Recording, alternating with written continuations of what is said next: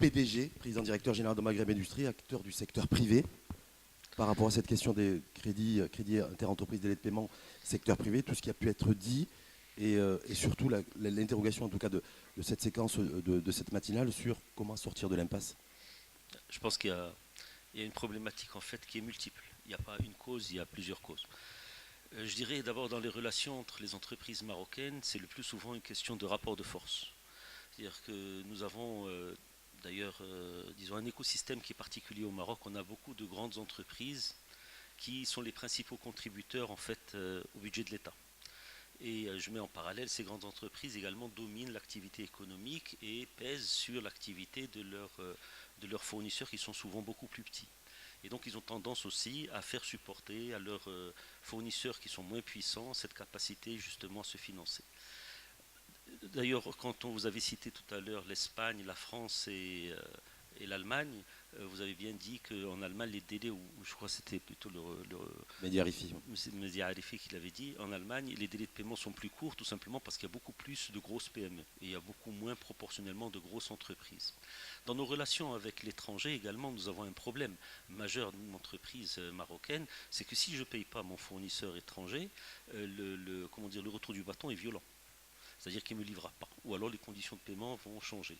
En fait, moi quand j'étais étudiant, on me disait des trucs du genre qui paie ses dettes s'enrichit, ou on disait que la bonne trésorerie c'est la trésorerie zéro. Donc tout ça, ça a changé. Il faut dire que j'ai fait mes études il y a quelques temps déjà, et le monde a changé. En particulier, le monde de la finance a pris le dessus, et les flux physiques sont beaucoup plus taxés aujourd'hui que les flux financiers. Et donc les entreprises ont tendance à vouloir, disons, se financer sur le dos de leurs fournisseurs parce que le coût est faible. On dirait même, d'ailleurs, comme l'a dit Zakaria, celui qui paye est un couillon. Euh, je- bon, c'est quand même bizarre parce que normalement, si vous êtes en mesure de payer plus rapidement, vous allez négocier des conditions et des prix qui sont meilleurs. Donc là, si on ne le fait pas, c'est qu'on n'est pas en mesure de le faire. Donc, il y a un problème de compétitivité. Et au Maroc, c'est particulier puisque les relations avec les grandes entreprises est telles que finalement, les marges se font en amont. Elles ne se font pas en aval. Et donc ben, c'est plus compliqué justement de sortir de cette spirale. Il y a un problème de compétitivité de fond, il y a un problème donc de rapport de force, il y a un problème, disons, également juridique. C'est-à-dire, disons, si un client, je travaille, je travaille au Portugal par exemple, un client ne m'a pas payé, c'était pas un gros client, c'était pas des GMS, hein, c'était juste une entreprise comme la mienne, elle m'a pas payé, j'ai actionné l'avocat, ça m'a coûté le prix de l'avocat, mais j'ai été payé 15 jours après. Au Maroc, ça se fait jamais comme ça. C'est-à-dire que la procédure judiciaire est extrêmement longue. Il y a également un aspect juridique.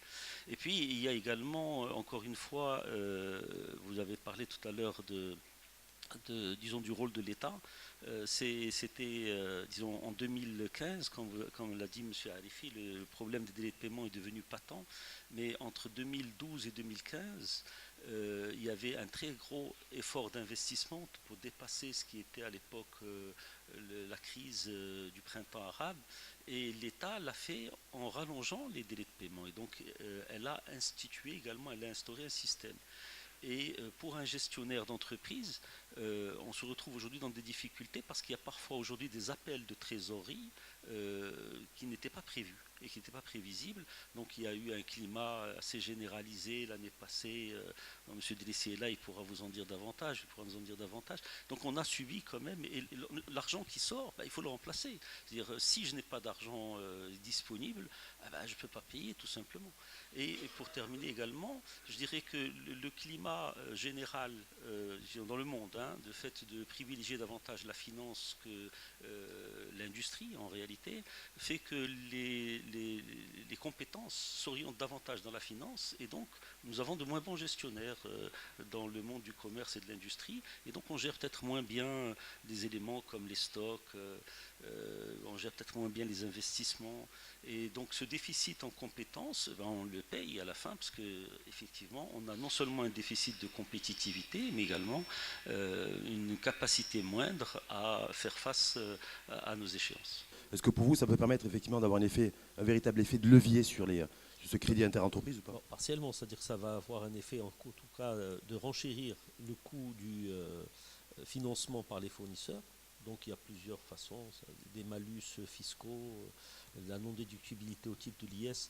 Mais beaucoup d'entreprises, de toutes les façons, aujourd'hui, sont confrontées à un problème de marge, de toutes les façons. C'est-à-dire vous allez lui dire, vous allez payer plus d'IS, oui, mais le problème, moi, je ne gagne pas d'argent. Donc l'IS que je gagne, c'est la cotisation minimale, et puis on passe à autre chose. Donc ce n'est qu'une partie de la solution. Mais je préfère, disons, ce qu'a dit tout à l'heure Hamid Belfdel, il y a un problème de fond, qui est qu'effectivement aujourd'hui, les entreprises thésaurisent.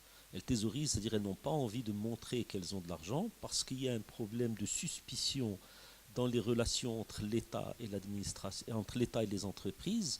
Et donc ça n'encourage pas les entreprises ni à montrer qu'elles ont de l'argent, ni à investir. Et en fait, le problème, c'est qu'effectivement, comme il y a ce problème de suspicion, on a tendance donc à limiter notre engagement. Il y a une question, et donc l'argent ne circule pas, comme il a dit tout à l'heure. Et moi, je reviens, disons, à ce qui était mon expérience il y a 2 ans, quand je me suis rendu compte que les gens ne comprenaient pas pourquoi est-ce qu'il fallait que ce soit un entrepreneur qui soit le patron du patronat. Parce que tout simplement, l'entrepreneur, c'est lui qui crée. Et ce n'est pas une question de gestion. C'est-à-dire qu'au Maroc, l'image de l'entrepreneur, elle est dévalorisée aujourd'hui. Et il y a un problème donc de fond. Nous sommes collectivement responsables de cet état de fait. C'est-à-dire que ce n'est pas l'État seul, c'est toute la société qui ne comprend pas l'utilité de l'entreprise, l'utilité de l'entrepreneur. L'État n'est pas une entreprise. L'État, il a un rôle de police économique. Il n'a pas pour rôle de rentrer de l'argent ou de payer. Ce n'est pas du tout le rôle de l'État. L'État essaie de faire en sorte qu'il y ait davantage de création d'emplois. Et la création de l'emploi, elle vient normalement de l'entreprise. On a vu pendant quelques années, disons dans beaucoup de pays, un rôle de l'État, disons, employeur. On avait même eu une certaine période ici au Maroc où l'État appelait les chefs d'entreprise, leur disant tu dois recruter 100 personnes, tu dois recruter 50 personnes, puis on a abandonné parce que ça n'aboutit pas. Mais on n'est pas arrivé à la conclusion autre qui est de dire il faut inciter l'esprit d'entrepreneuriat.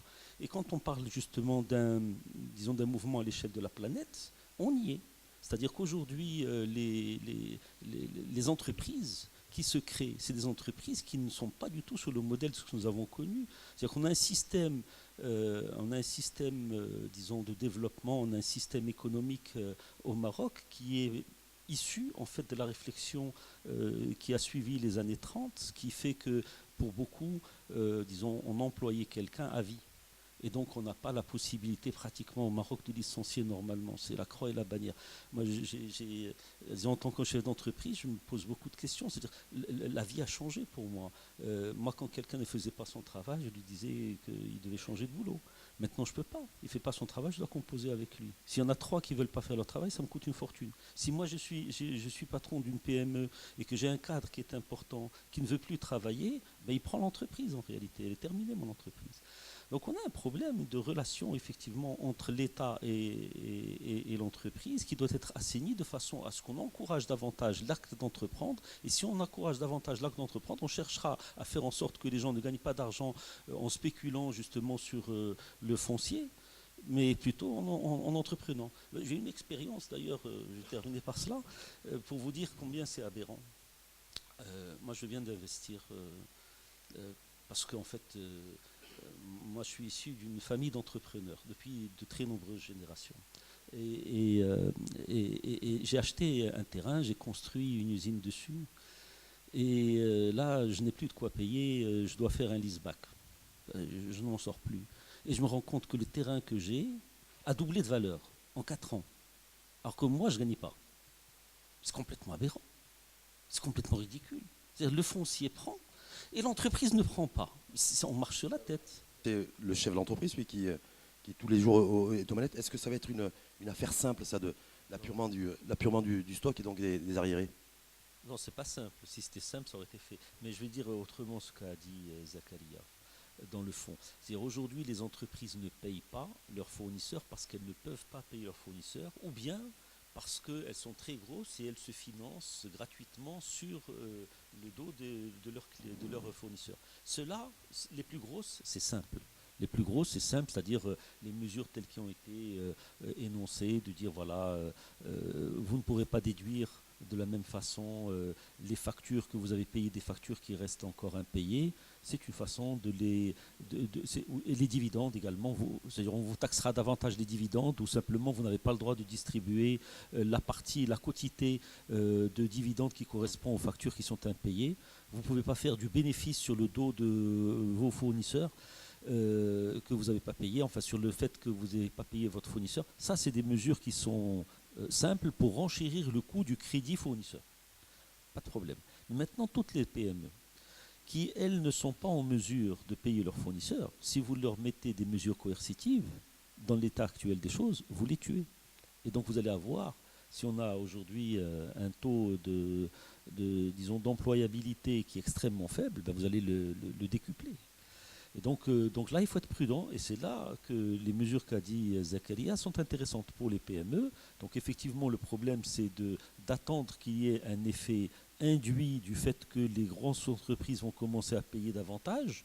Ben, le temps que ça arrive, ben là, il faut accompagner les PME de façon à ce qu'elles soient en mesure de mieux gérer leur stock, de mieux gérer leur crédit clientèle, de comprendre aussi, au fond, ce qu'on disait tout à l'heure dans le climat, disons, de relation entre l'État et l'entreprise, que, en fait, tout le monde est gagnant. Qu'une entreprise qui paye ses impôts, ça ne doit pas être quelque chose qui doit être vu comme étant nocif. C'est-à-dire, mais en même temps, il ne faut pas que les mauvais élèves soient toujours les gagnants des mesures qui sont prises. Ça, c'est une incitation aussi à ne pas rentrer dans un processus plus vertueux. Donc au fond, ce que dit Zakaria, c'est il faut faire des exercices de plus grande transparence, mais il faut aussi encourager par des mesures, notamment au niveau des lois de finances, il faut encourager les bons élèves pour qu'ils soient plus gagnants. Parce que l'exemplarité aussi joue un rôle majeur. Par l'incitation fiscale, Hakim Arachi, ou par l'ouverture beaucoup plus large à la commande publique? Par tout moyen, mais je pense que, disons, toutes les entreprises au Maroc n'ont pas affaire avec l'État comme étant un donneur d'ordre. Hein. C'est-à-dire que ce qui est pas bien, enfin, je vais le dire crûment, en fait, là, il y a des amnisties qui arrivent. C'est-à-dire, on donne raison à ceux qui n'ont pas payé. Hein. En plus de ça, ceux qui ne vont pas payer, c'est ceux qui vont être contrôlés. Donc ils vont payer 2 fois. Donc là, ça c'est pas normal. Ça c'est franchement pas normal. Ça incite clairement les gens à ne pas rentrer dans un système vertueux. Donc alors ça c'est bien. Si n'est pas d'accord. Non, il est tout à fait d'accord. Il était c'est simplement super. en train de rappeler que la prochaine table ronde et le prochain rendez-vous du cycle de conférences du groupe Le Matin va porter le rapport thématique l'amnistie fiscale. Donc voilà.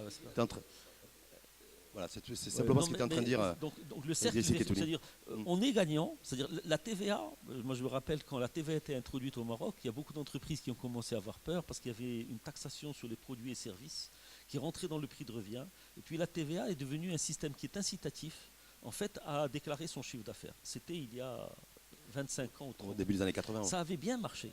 Ça avait commencé. Et dans les années qui ont suivi, on a vu une hausse des recettes fiscales, c'était intéressant. Mais aujourd'hui, c'est la TVA qui n'est pas généralisée. Et en fait, ces systèmes d'amnistie, elles vont inciter encore les gens à élaguer. Et il y a un problème, par exemple, simple. C'est-à-dire que le principe de produit fini de consommation, au niveau de toute l'administration, n'est pas le même que celui en termes économiques. C'est-à-dire dans la douane, au niveau de la douane, un produit fini de consommation, c'est un produit qui peut être vendu tout court. C'est-à-dire il est mis à la consommation, c'est un produit fini de consommation. Mais au niveau de la TVA, ce n'est pas du tout le cas. Et donc le consommateur final, il ne paye pas la TVA. Le problème, il est aussi là. Mais avec effectivement l'électronisation des échanges et des paiements, on a une possibilité d'aller un petit peu plus loin. Et donc là, il y a un système qui est incitatif qui doit être mis en place pour inciter effectivement les gens à payer électroniquement parce que là, on trace tout. Enfin, ça, c'est une idée. Mais en tout cas, nous, entreprises, on est pris parfois entre le marteau et l'enclume. Et ça ne marche pas.